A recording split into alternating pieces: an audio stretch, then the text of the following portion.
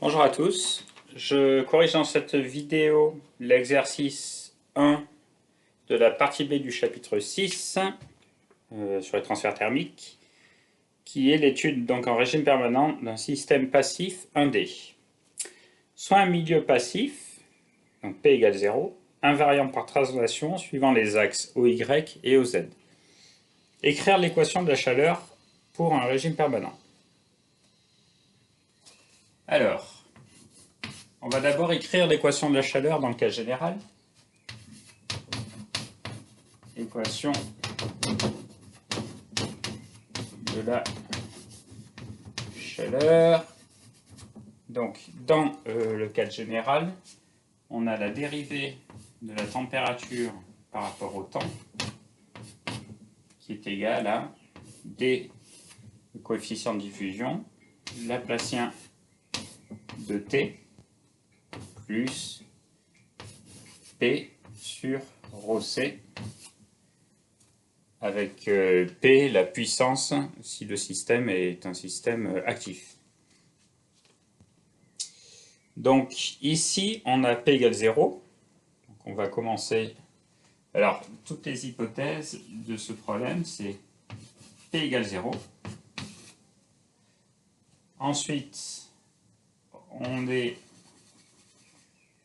en régime permanent. Donc toutes les dérivées temporelles sont nulles. Dérivées par rapport au temps sont égales à 0.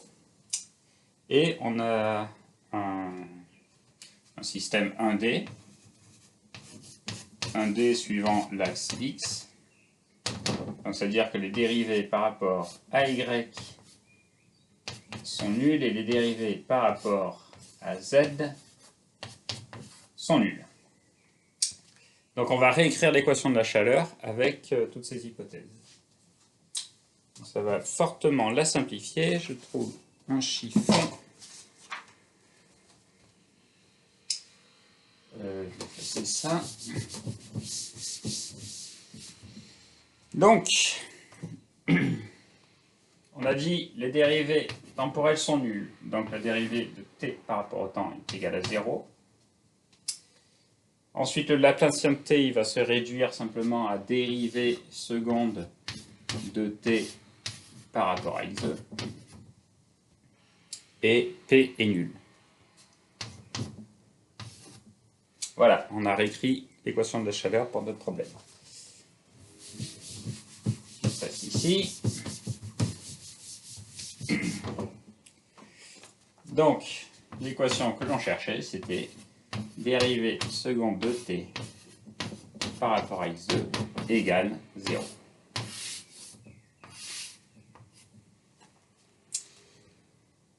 Question 2, on nous dit la résoudre. Que faut-il pour déterminer complètement la solution de cette équation?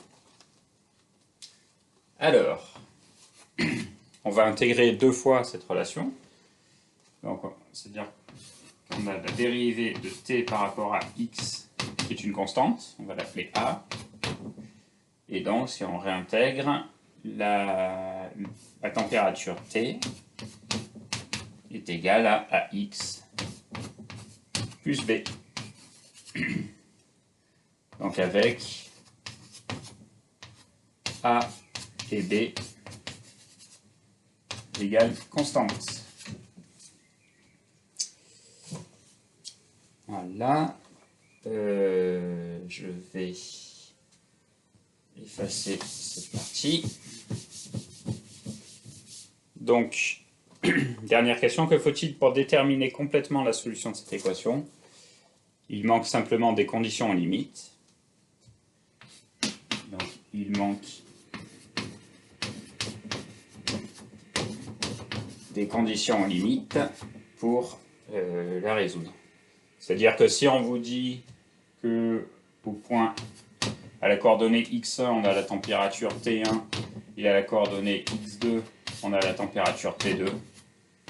Dans ce cas, on va avoir deux équations avec deux inconnus A et B, et on peut déterminer A et B, et donc obtenir véritablement l'équation de la température en fonction de la coordonnée x.